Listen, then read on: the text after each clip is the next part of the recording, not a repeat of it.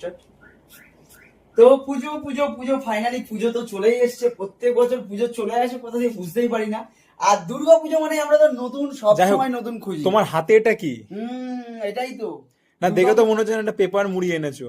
Paper নয়, একদম একদম ইউনিক দুর্গাপুজোর একদম সবাই পরতে পারবে এমন একটা ইউনিক একটা শাড়ির কালেকশন দেখাবো সবাই অবশ্যই। বলতে দেখো আমরা রোজ যা শাড়ি দেখাই, ইয়াং জেনারেশন বা একদম। নতুন বউ বলো, সব রকমই পড়তে পারে। মানে এটা হচ্ছে 15 থেকে 65 আচ্ছা আচ্ছা, মানে সবাই পরতে পারে। মানে বাচ্চা থেকে বয়স্ক যারা রয়েছে সবাই পড়তে পারবে। একদম কি ঠিক দুর্দান্ত আছে। একটা লুকের শাড়ি। কিন্তু এই শাড়িটার নামটা কি বলো?